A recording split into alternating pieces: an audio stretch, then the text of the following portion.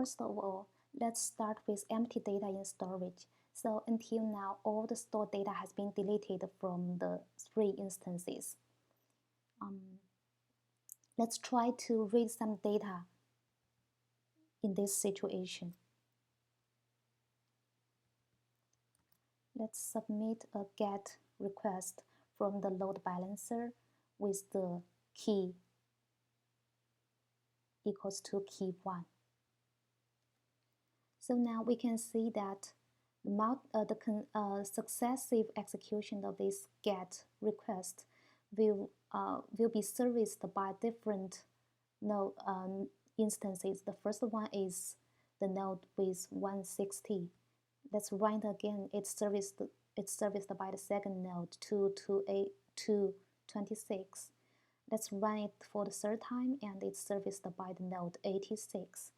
And in this situation, there's no data stored in the storage, so it will return a failure status that read data failed.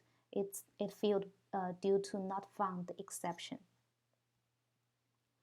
Let's continue with the second query, that is to write data key 1, value 1. And in this case, it should return successful write status. Let's have a try. It's a post request. So here we can see that this write request is also serviced by the node 226, and the return status is write data successfully, and the data field is the real stored copy of the data in the data storage. The key is key 1, the value is value 1. Here the timestamp is April 3rd, blah blah blah. Let's try to read from the Spring instances to see if the data are consistent with each other. Let's notice that this timestamp ends with 2nd 16. Let's do the GET request again. First of all, it's serviced by node 160. It returns the same data. Let's run it again. It's serviced by 226. It's the same data. Let's run it for the third time. It still returns the same data. So it proves that right now all the 3 nodes are in consistent status with each other.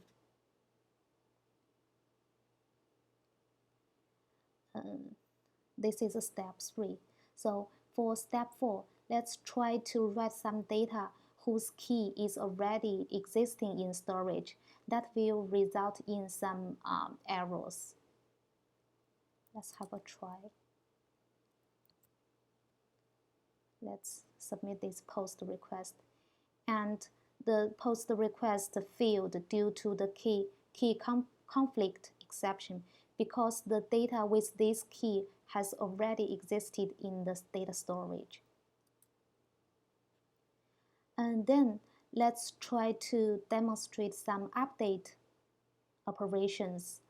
We can try to update a key value pair by an existing key. Let's try to run this query. So we can see that the operation type is update. The key is key 1 and value is update value 1. Let's run it.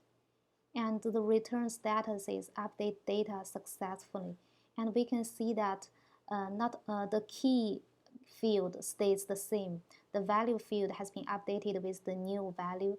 Also, the timestamp got updated with the timestamp ending with 33 seconds. Let's try to run the read operation again and to see if the data gets updated in all 3 nodes. Let's run it. So the first request is serviced by 226. It returns 33. The second one is serviced by 160. It returns 33. And third, then it's serviced by node 86. It also returns the same data. It proves that all the 3 nodes are still in consistent status. Then let's try some update operation with not existing key. In that case, the query should return some failure status mentioned the key is not found. Let's try to do that. It's still a post request, and here the updated key is key 2, and we know that we just inserted one key value pair, key 1 and value 1. A key 2 doesn't exist, so it should raise some errors. We can see that it returns the failure status that update data field due to not found exception. And in the last, let's try some delete functions.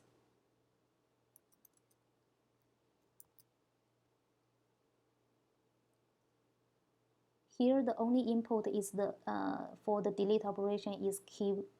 Here we use the existing data key 1. We can see that the return status is delete data successfully. If we run this delete operation for multiple times, suppose let's run it for the second time, it returns the status that data deletion field due to not found exception because the data has already been deleted in previous operation. And let's try to read from the data story to say if the data still exists.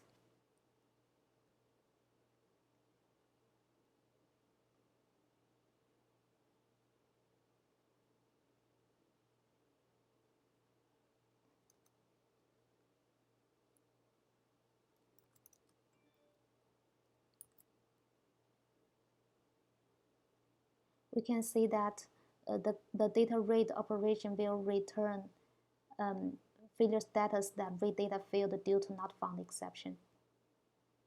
It's the same case for all 3 nodes.